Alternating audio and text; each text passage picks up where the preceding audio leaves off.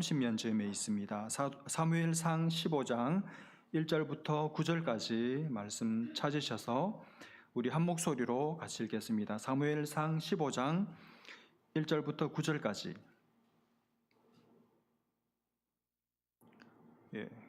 같이 읽겠습니다. 시작. 사무엘이 사울에게 이르되 여호와께서 나를 보내어 왕에게 기름을 부어 그의 백성 이스라엘 위에 왕으로 삼으셨은즉 이제 왕은 여호와의 말씀을 들으소서.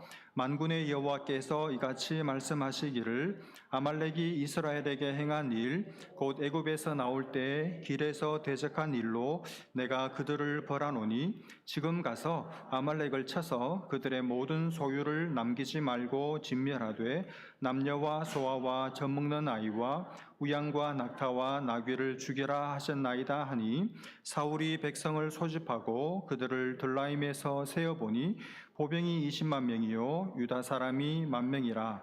사울이 아말렉 성에 이르러 골짜기에 복병시키니라. 사울이 겐 사람에게 이르되 아말렉 사람 중에서 떠나가라. 그들과 함께 너희를 멸하게 될까 하노라. 이스라엘 모든 자손이 애굽에서 올라올 때 너희가 그들을 선대하였느니라. 이에 겐 사람이 아말렉 사람 중에서 떠나니라. 사울이 하윌라에서부터 애굽 앞 수울에 이르기까지 아말렉 사람을 치고 아말렉 사람의 왕 아각을 사로잡고 칼날로 그의 모든 백성을 진멸하였으되 사울과 백성이 아각과 그의 양과 소의 가장 좋은 것 또는 기름진 것과 어린 양과 모든 좋은 것을 남기고 진멸하기를 즐겨 아니하고 가치 없고 하찮은 것은 진멸하니라. 아멘. 여러분 주중에 사무엘상 말씀 열심히 읽고 또 묵상하고 계시죠?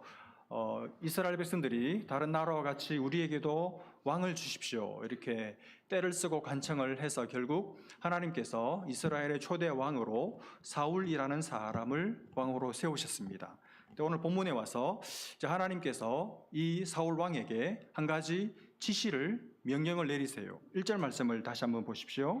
사무엘이 사울에게 이르되 여호와께서 나를 보내어 왕에게 기름을 부어 그의 백성 이스라엘 위에 왕으로 삼으셨은즉 이제 왕은 여호와의 말씀을 들으소서. 사무엘 선지자가 사울 왕에게 하나님의 뜻을 전달합니다.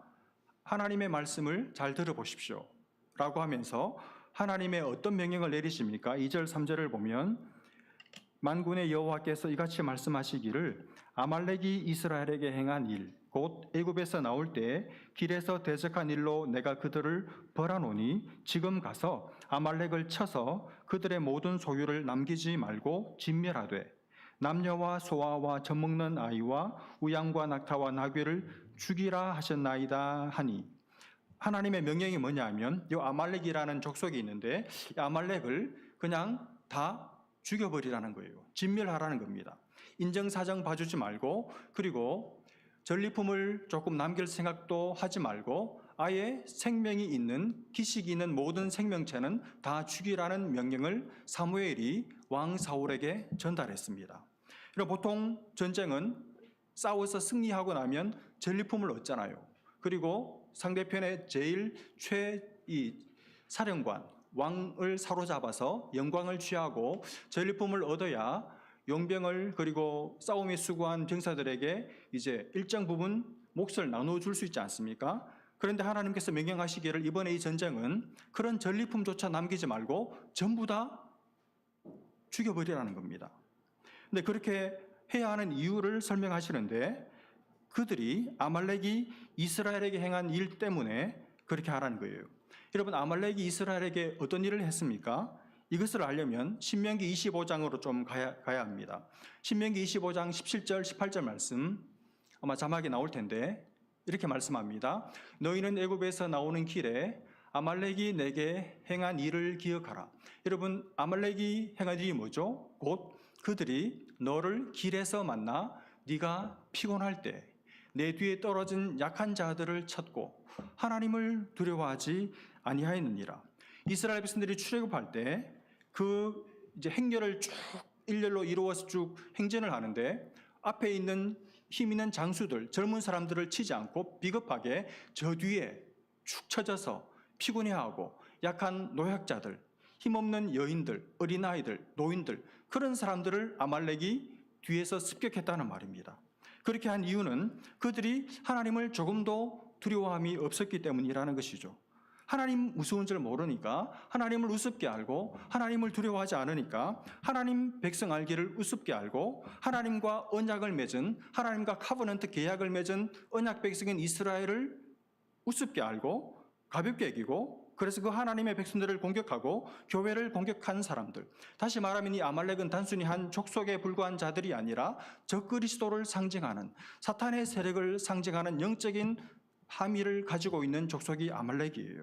그래서 하나님 이 아말렉 족속에게 어떻게 하라고 하셨습니까? 신명기 방금 본 말씀 19절에 보면, 그러므로 내 하나님 여호와께서 내게 기업으로 주어 차지하게 하시는 땅에서, 어느 땅입니까? 가나안이죠. 가나안 땅에서 내 하나님 여호와께서 사방에 있는 모든 적군으로부터 내게 안식을 주실 때, 가나안 땅에 들어가서 너희들이 이제 안정을 찾고 주변의 모든 나라들을 복속시키고 나면 그때 뭐 하라는 거죠? 너는 천하에서 아말렉에 대한, 온 세상에서 아말렉에 대한 기억조차 지워버려라. 너는 절대로 이 사실을 잊지 말아라. 이렇게 말씀하셨어요. 근데 지금 오늘 본문 15장인데 14장 47절에 보시면, 사울이 이스라엘 왕위에 오른 후에 사방에 있는 모든 대적, 곧 모압과 암몬 자손과 에돔과 소바의 왕들과 블레셋 사람들을 쳤는데 향하는 곳마다 이겼고. 무슨 말입니까? 하나님께서 그 신명기 시대 때 말씀하셨는데 그때가 드디어 이루어진 거예요. 사울이 왕위에 오르고 주변 모든 사방의 족속들을 다 무찌르고 나라가 드디어 안정을 찾게 되었습니다. 그때 하나님이 하신 명령이 있죠. 아말렉을 기억조차 못하게 해라. 이제 그 하나님의 명령을 하나님 당신이 스스로 자기 상기하시면서 이 왕이 된 사울에게 바로 이 명령을 하시는 거예요. 여러분, 이 말씀 보시면서 여러분 중에는, 그리고 하나님을 믿지 않는 많은 세상 사람들 중에는 이 본문을 가지고 굉장히 석연치 않게 생각합니다.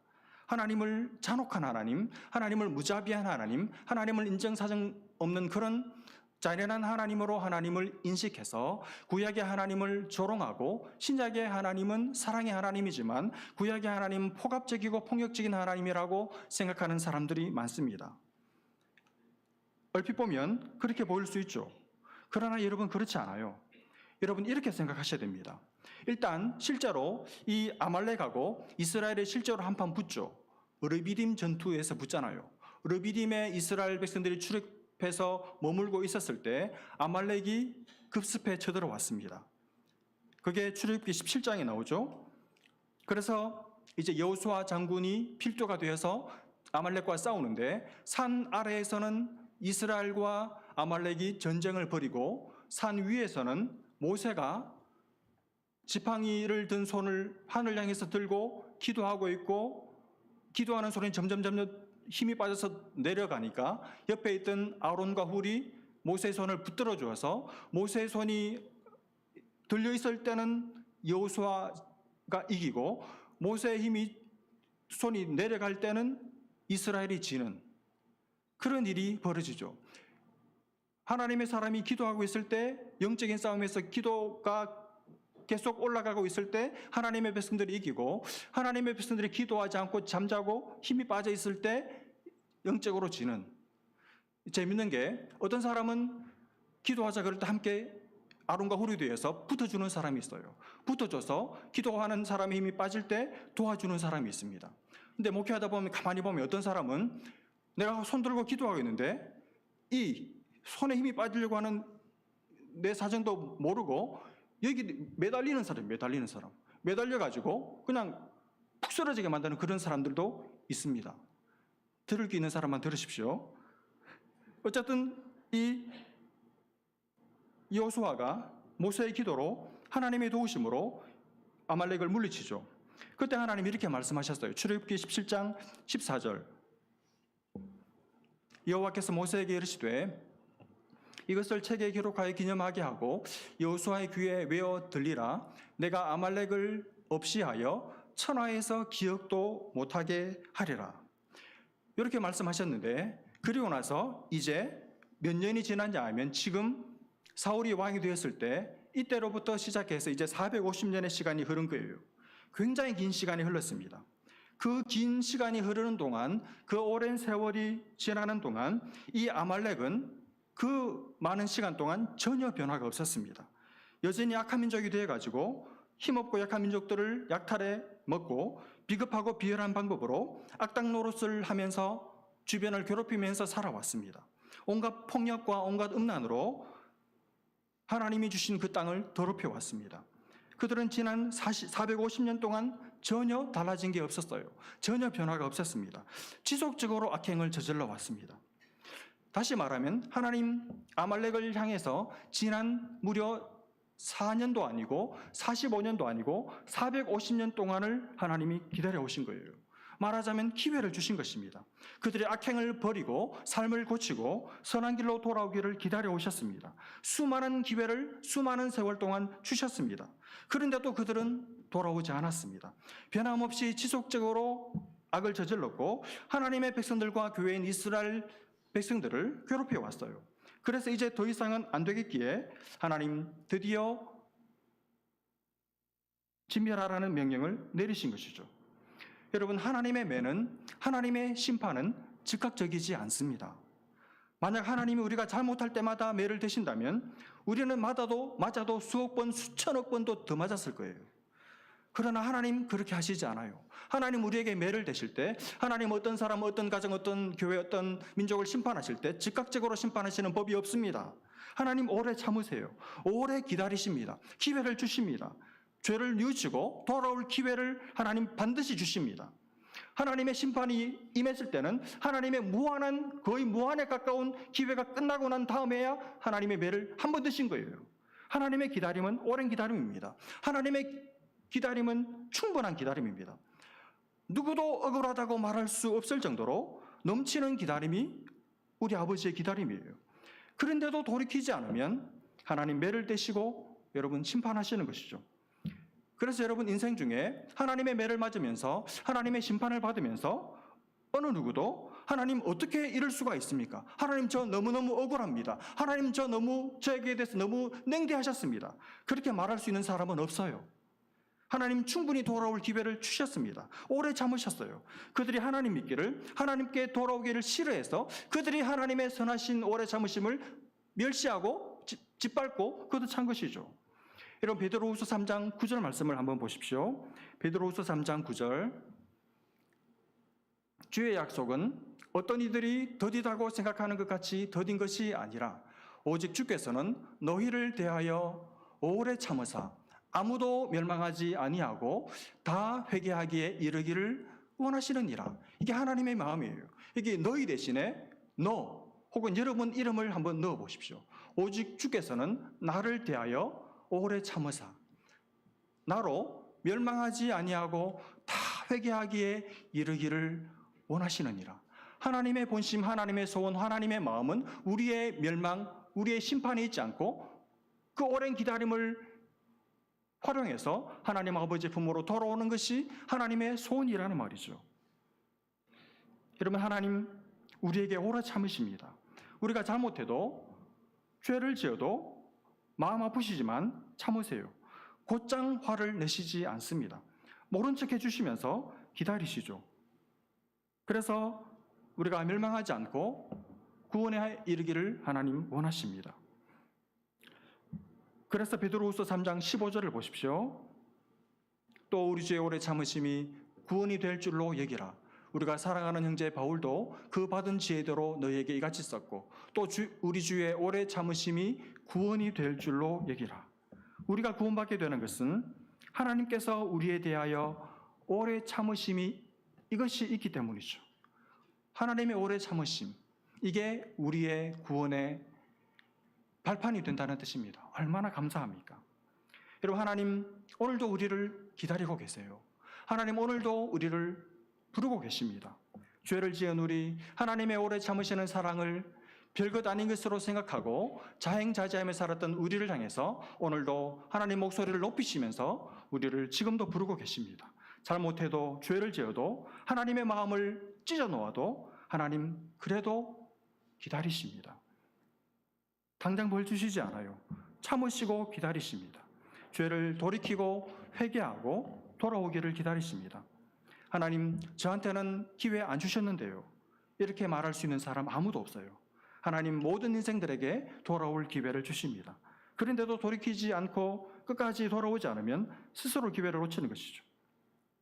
여러분, 우리가 이 하나님의 마음, 이 하나님의 원하심을 안다면 어떻게 살아야 하겠습니까? 하나님의 오래 참으심이 더 지속되지 않도록, 하나님 더 이상 나를 향해서 이제는 안 기다리셔도 돼요. 이렇게 살아야겠죠. 그리고 하나님의 오래 기다리심 때문에 심판받지 않고 있는 많은 사람들을 생각하고 기억하면서 그들을 위한 구원의 기회가, 구원의 문이 되어야 할 줄로 믿습니다. 그러니까 아말렉은 지난 450년 동안 하나님께 돌아올 기회를 얻고도 그 기회를 묵살한 거예요. 하나님의 오랜 기다림을 하나님의 무력함으로 잘못 해석하고 오해해서 마음껏 죄를 지어도 되는 것이라고 착각해서 끝없이 지속적으로 죄를 짓고 악행을 저질렀던 것입니다. 하나님의 땅을 그들의 죄악으로 더럽혀 온 것이죠. 하나님의 뜻대로, 하나님의 계획대로 결국 때가 되었을 때 하나님의 심판이 이제 임하게 된 것입니다. 그러니까 하나님 너무 잔혹하다, 하나님 너무 잔인하다, 이렇게 말할 수 없는 것이죠. 그러면 그건 그렇다 치고, 그러면 굳이 젖먹는 아이까지 죽일 필요가 있습니까? 이렇게 생각할 수 있겠죠. 그러나 여러분, 지금 이것은 하나님의 어떤 심판을 집행하는 공적인 행위라고 보아야 하기 때문에 죄악의 씨를 남겨두지 말라는 차원에서 이해해야 합니다. 한 사람이라도 남으면 그게 죄악의 불씨가 되어서 언제 이 아말렉이라는 이 악의 근원이 또 출현할 수 있을지 모르기 때문에 하나님께서 그 죄의 근본, 죄의 뿌리를 뽑으라고 말씀하시는 거예요. 여러분, 우리 삶에서 바울이 뭐라 그랬습니까? 악은 모든 모양이라도 버리라고 말씀하셨죠. 악의 뿌리를, 죄의 뿌리를 남겨두지 말라고 하는 것이 하나님의 뜻입니다. 회개했으면 철저하게 그 자리에서 돌아서라는 것이죠. 죄를 미워하고 이제는 선을 사랑하는 자리로 나아가라는 것이죠. 그래야 하나님께서 내게 가지고 계신 뜻을 이루어드리는 삶을 살아갈 수가 있습니다. 자, 이런 목적을 위해서 이제 하나님께서 사울에게 아말렉 전쟁을 치라고 명령하셨습니다. 근데 사울은 처음에는 순종하는 듯 보였습니다. 별 생각 없이 이 전쟁을 치릅니다. 그냥 진멸하라니까 그래 그러지 뭐 이러고 출전한 것 같아요. 그래서 4절을 보시면 사울이 백성을 소집하고 그들을 들라임에서 세어보니 보병이 20만 명이요 유다 사람이 10,000명이라. 5절 사울이 아말렉 성에 이르러 골짜기에 복병시키니라. 이렇게 전쟁에 임합니다. 그때 6절에 보시면 사울이 겐 사람에게 이르되 아말렉 사람 중에서 떠나가라. 그들과 함께 너희를 멸하게 될까 하노라. 이스라엘 모든 자손이 애굽에서 올라올 때 너희가 그들을 선대하였느니라. 이에 겐 사람이 아말렉 사람 중에서 떠나니라. 무슨 말이냐면 여기 겐 사람이 나오죠. 겐 사람. 여러분, 모세 같이 한 사람 중에 혹시 겐 족속 사람 아는 분 계세요? 모세 아내 이름이 성이 십신데 십보라. 성은 아니고 어쨌거나 십보라의 아버지가 누구냐 하면 이드로, 르우엘, 이 모세의 장인이죠. 말하자면 모세의 장인이 어느 족속 사람인가 하면 이스라엘 족속이 아니고 바로 이 겐 족속이에요. 오늘날의 베두인족이죠. 민수기 10장에 보면 이 겐 사람, 이 모세 장인 족속인 이 겐 사람들이 이스라엘 백성들이 출애굽했을 때 아말렉 족속은 하나님의 백성들을 우습게 알고 두려움이 없이 공격했지만 이스라엘 백성들이 출애굽했을 때 출애굽한 이스라엘 백성들의 길을 가이드해주고 인도해주고 하나님의 백성들을 도와준 무리들이 있었는데 그 대표적인 사람들이 바로 이 겐 족속이에요. 하나님께서 450년이 지나고 나서 하나님 뒤끝 있죠. 450년 동안 마음에 간직하고 있다가 자기 백성들에게 악행을 저지른 이 아말렉 족속은 진멸하라고 말씀하시고 동시에 그러나 반대로 하나님의 백성들을 선대한 출애굽한 이스라엘 백성들이 잘 길을 가도록 도와준 요 겐 족속은 450년이 지났는데도 하나님 잊지 않고 어떻게 하십니까? 너희가 내 백성들을 선대했기 때문에 너희가 사울 너 아말렉을 칠 때 같이 있으면 같이 죽으니까 요 갠 족속은 빼내라 이렇게 말씀하신 거예요. 무슨 말입니까? 하나님은 선행도 반드시 악행도 반드시 기억하셨다가 갚으시지만 동시에 선행도 기억하시고 갚아주신다는 말입니다. 여러분, 하나님 우리의 선행 갚아주세요. 여러분, 성경에 약속이 있죠. 시편 126편 5절 말씀을 한번 보십시오. 눈물을 흘리며 씨를 뿌리는 자는, 울며 씨를 뿌리러 나가는 자는 반드시 기쁨으로 그 곡식단을 가지고 돌아오리로다. 여러분, 이 앞부분을 주목해 보십시오. 왜 내 삶에 기쁨으로 곡식단을 거두는 열매가 없을까? 왜 나는 믿음의 승리가 없을까? 그렇게만 생각하지 마시고 내 삶에 정말 울면서 눈물을 흘리면서 대접받지 못하면서 낙심할 만한 상황 속에서도 울면서도 씨를 뿌리러 나가는 삶이 있는가를 살펴보시기를 바랍니다.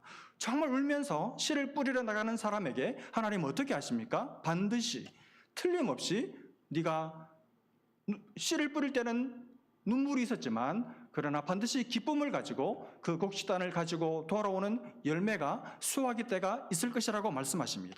우리의 선행에 대해서 갚아주신단 말이죠. 갈라디아서 6장 9절 말씀도 한번 보십시오. 갈라디아서 6장 9절, 우리가 선을 행하되 낙심하지 말지니 포기하지 아니하면 때가 이름에 거두리라. 여러분, 선을 행하다가 낙심한 분 계십니까? 여러분, 선을 행하며 사는 사람은 반드시 낙심할 일이 찾아와요. 선을 행하지 않는 사람, 교회 와서 아무 일도 안 하는 사람은 낙심할 일도 없습니다. 남에게 싫은 소리 듣지 않을 수 있는 비결, 아무것도 안 하면 돼요. 그냥 조용히 왔다 가면 돼요. 그러면 누구도 여러분을 욕한 사람이 없고 낙심할 만한 일이 생기지를 않습니다. 그러나 주님을 사랑함으로 주님의 나라를 생각함으로 선을 행하며 사는 사람들은 반드시 그 삶에 낙심할 만한 일이 찾아오고 낙심하게 되는 말을 듣게 돼요. 그럼 어떻습니까? 그만두고 싶죠? 내가 이거 하고 싶어서 하나? 교회가 뭘 내게 알아주길 하나? 말길 하나? 포기하고 싶죠. 그러나 그때도 낙심할 만한 상황에서 포기하지 않으면 하나님의 때가 되었을 때 반드시 네가 뿌린 씨앗의 열매를 거둘 것이라고 주님 약속해 주셨습니다. 여러분, 우리의 선행을 하나님이 갚아주시는 날이 옵니다.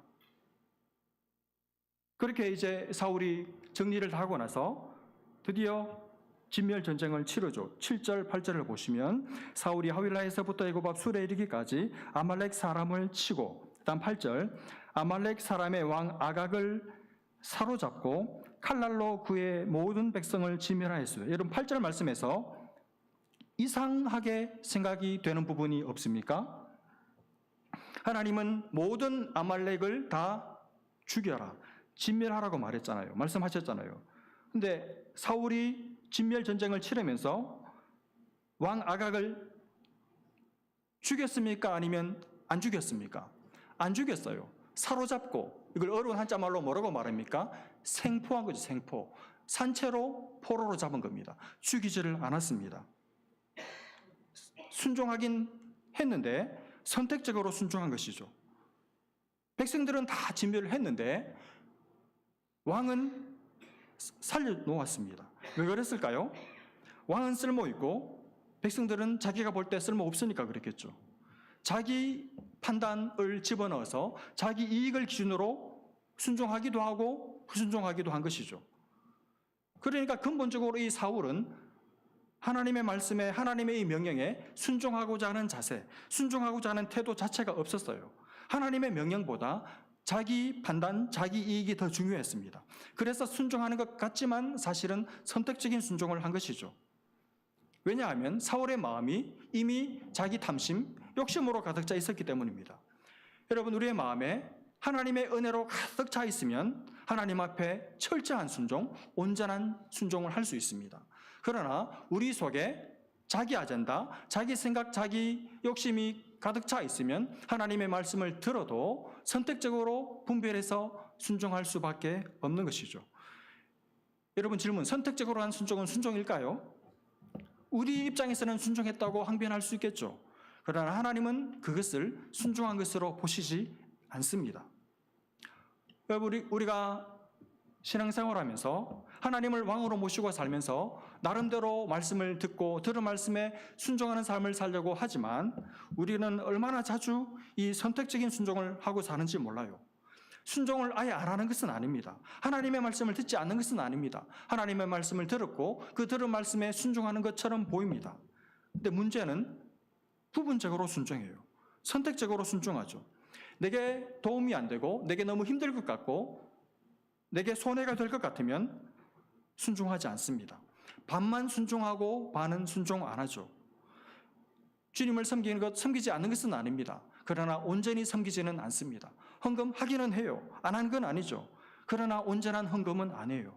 적당히 헌금하죠. 자기 쓸 것 다 쓰고 나서 나머지 것을 가지고 헌금하려고 하니까 헌금할 게 없는 거예요. 선택적으로 헌금합니다. 여러분, 하나님께서 그런 섬김, 그런 봉사, 그런 헌신, 헌금 기뻐하실까요? 우리의 헌신, 우리의 섬김이 온전해야 하는데 우리는 참 온전하게 하나님께 드리지 못하는 것 같습니다.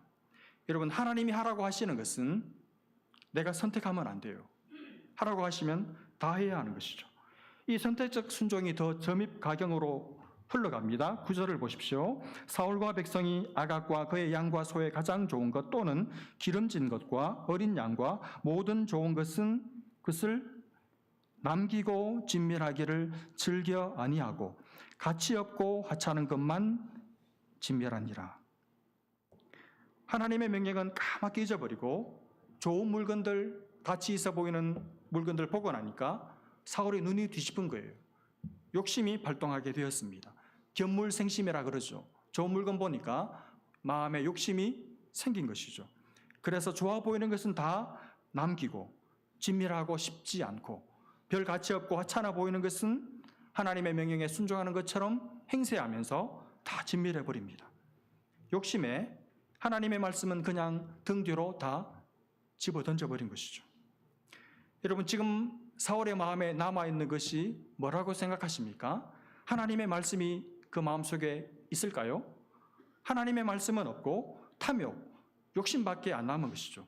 사울은 결국 완전한 불순종의 자리로 나아가고 있습니다.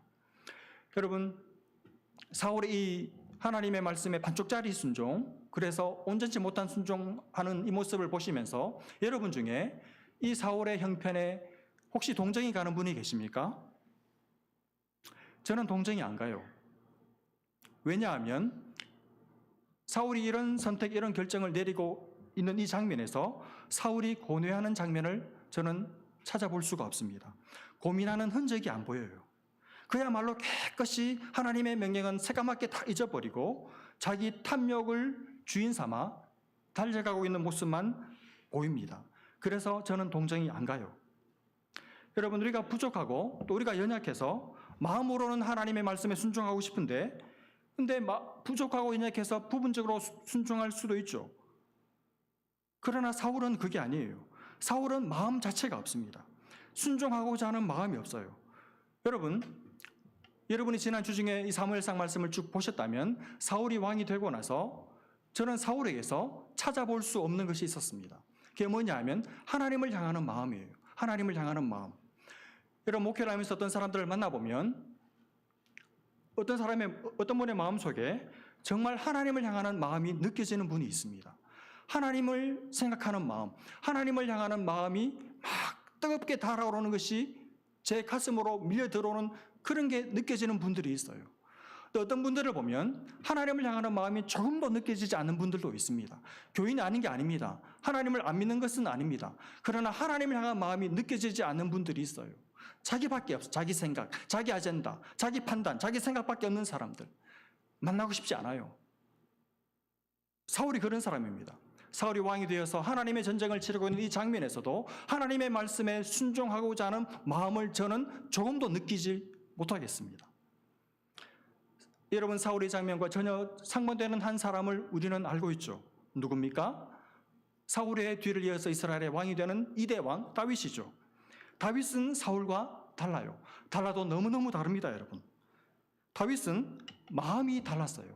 사울은 마음이 없었고 다윗은 마음이 있었습니다. 이게 가장 중요한 차이, 결정적인 차이입니다. 다윗의 마음속에는, 다윗의 일평생 그 삶 속에는 하나님의 말씀에 순종하고자 하는, 하나님의 말씀에 맞추고 싶어하는, 하나님의 마음에 들고 싶어하는 그 마음이 있었어요. 다윗은 하나님을 기쁘시게 하고자 하는 마음이 있었습니다. 그래서 자기가 하나님의 은혜를 받고 하나님의 은택을 입었을 때 하나님께 그 마음을 올려드리고 싶어서 마음껏 자기 옷이 벗겨지는 줄도 모르고 하나님을 찬양하고자 하는 마음이 있었습니다. 그 하나님 앞에 바르게 직선으로 삶을 살고 싶었지만 어그러져서 탈선했을 때, 하나님 앞에 범죄했을 때 다윗은 하나님 앞에 자기 마음을 드리면서 하나님 앞에서 괴로워하고 고통하고 회개했습니다. 하나님 말씀에 순종하고자 하는 마음이 있었어요. 다윗은 마음이 늘 하나님 앞에 살아 있었습니다. 그 중심이 하나님 앞에 시퍼렇게 끓어오르고 있었습니다. 비록 중간에 큰 실수를 하고 큰 잘못을 하고 하나님 앞에 큰 죄를 짓기도 했지만 마음이 하나님의 은혜의 보좌 앞에 연결되기를 늘 사모하며 살았습니다. 하나님의 말씀대로 다 살지 못해도 하나님의 말씀에 온전히 순종하며 살기를 갈망하며 살았던 사람이 다윗입니다. 그런 다윗을 하나님은 마음에 들어 하신 것이죠. 여러분, 사울에게 이게 없어요. 이게 사울은 왕이고 지금 하나님의 전쟁을 치르는 뭔가 액션과 퍼포먼스는 다 있는데, 예배를 드리기도 하고 헌금도 하고 봉사도 하고 모든 것을 다 하는데 마음이 안 느껴져요. 사울은 하나님을 신뢰하는 마음도 없고 하나님을 사랑하는 마음도 없습니다. 그래서 사울에게 있어서 가치는 하나님의 말씀에 순종하는 것이 가치가 아니에요. 사울은 하나님을 신뢰하지도 하나님을 사랑하지도 않았습니다. 그래서 불순종한 거예요. 마음이 없는 사람이 아무리 대단한 일을 해도 하나님의 마음에 기쁨이 되겠습니까? 그러나 다윗은 달랐죠. 다윗은 하나님을 사랑하는 마음이 살아있었어요. 그리고 하나님을 신뢰했습니다. 하나님이 내게 어떤 명령을 하실 때 내 머리로 이해되지 않아도 그것은 옳아.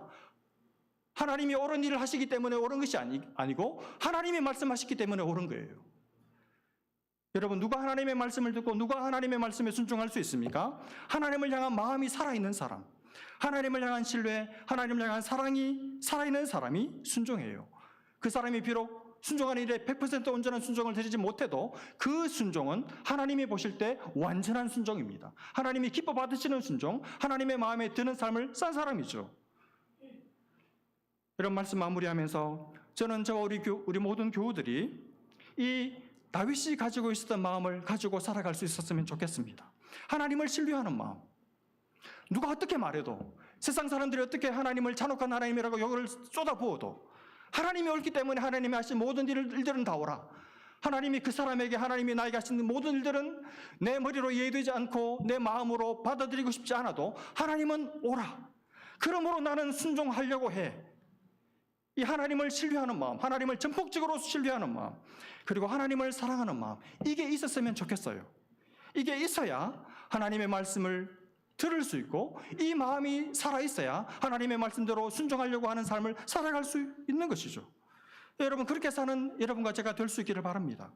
우리가 부족하고 우리가 연약해서 우리가 힘이 딸리고 모자라서 때로 하나님의 말씀에 온전히 순종하고 싶지만 부분적으로 순종할 때도 있겠지만, 그러나 우리의 마음만은 하나님을 신뢰하는 마음, 하나님을 사랑하는 마음이 식지 않았으면 좋겠습니다.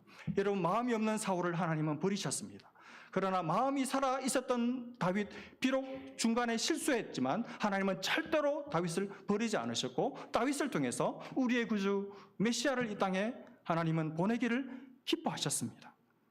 하나님을 사랑하는 마음이 여러분과 제 속에 늘 있어서, 그리고 하나님을 온전히 신뢰하는 마음이 늘 우리 마음에 살아 있어서 말씀 듣기를 사모하고 들은 말씀을 어떻게 하든지 순종함으로 하나님의 마음을 기쁘시게 하고자 하는 그 마음, 그래서 온전한 순종에 풍성한 열매가 가득 맺히는 그런 인생 살아가시는 우리 모두 될 수 있기를 주님의 이름으로 축복합니다.